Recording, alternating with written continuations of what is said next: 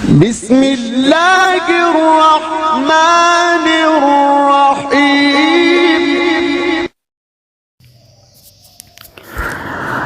السلام عليكم ورحمة الله وبركاته. نحمده ونصلي على رسوله الكريم. أما بعد فأعوذ بالله من الشيطان الرجيم. بسم الله الرحمن الرحيم. الله لا إله إلا هو له الأسماء الحسنى. صدق الله العلي العظيم.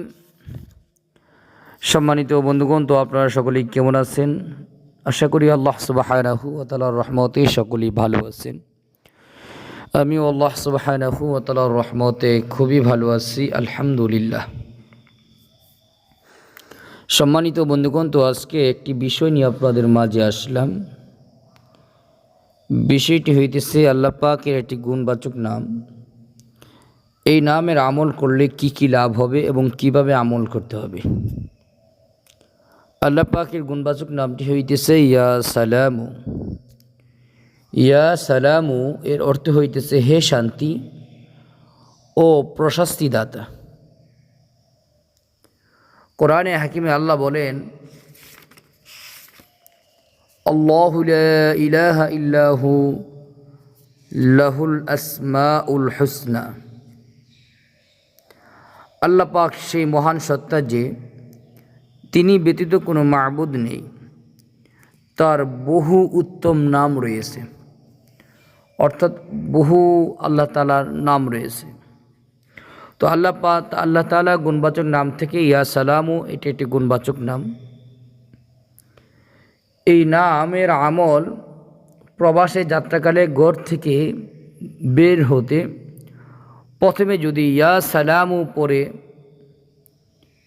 তাওয়াক্কালতু আলাল্লাহ বলে আগে ডান পা ফেলে বের হলে, প্রবাসে শুধু এটা না, যে কোনো সফরের জন্য ক্ষেত্রে একই পদ্ধতি। এ আমল করে যখন ঘর থেকে বাহির হবে, যাবতীয় দুর্ঘটনা থেকে আল্লাহ তাআলা তাকে নিরাপদ রাখবেন। কীভাবে আবারও বলি,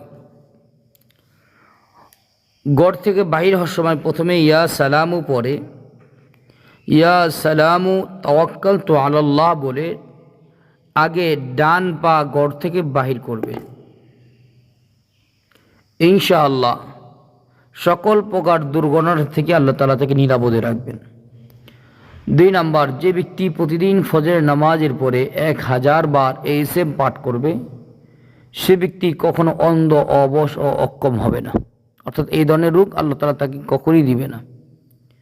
3 নাম্বার, রোগীর মাথার নিকট বসে হাত উঠায়া উচ্চ স্বরে কেউ যদি 136 বার ইয়া সালামু পাঠ করে এবং রোগীর উপরে দম করে মানে ফু দেয়, ইনশাআল্লাহ আরোগ্য লাভ করবে রোগী। এই আমলটি আমরা নিজেরা করার চেষ্টা করি, আমাদের পরিবার পরিজন বন্ধুবান্ধবের সকলের নিকট পৌঁছাই দিই, যেন তারাও এই সহজ আমলটি করে এই উপকারগুলো পেতে পারে। আল্লাহ সুবহানাহু ওয়া তাআলা আমাদেরকে দুনিয়ার যে কোনো সমস্যার সম্মুখীন হলে কোরআনে আমল করার তৌফিক দান করুন, আমিন।